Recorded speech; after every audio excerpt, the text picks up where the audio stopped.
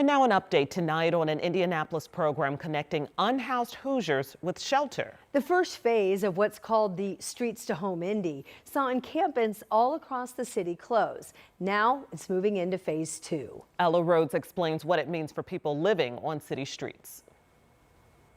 66 people from downtown, previously unhoused, now with shelter.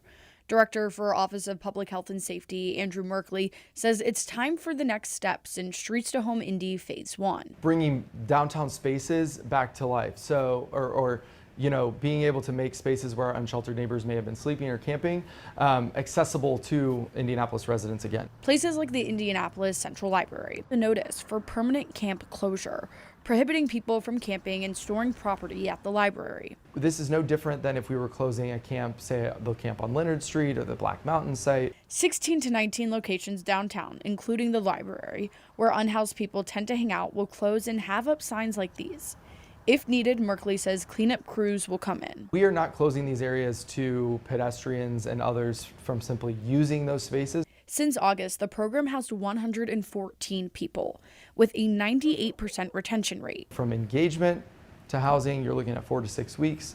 That is incredible, and it is critical to build trust with our unsheltered neighbors And to keep them from returning to the streets. To make sure that they have an exit plan, that they are ready to continue remaining housed, whether that's getting them connected with a different subsidy or helping them with employment opportunities so that they can be self-sufficient. Taylor Schaefer with Downtown Indy Alliance says the work makes a difference. We prioritize engagement, we prioritize housing. We're thinking about sustainable outcomes that can really benefit the quality of place, the quality of life for everyone. Whether or not you have a roof over your head.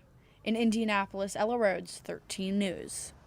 Today, Ella and 13 News reached out to the Coalition for Homelessness Intervention and Prevention, but at last check, we have yet to hear back. OPHS also added that what they're doing right now has nothing to do with the recently passed Senate Bill 285, which makes it a crime to sleep outside.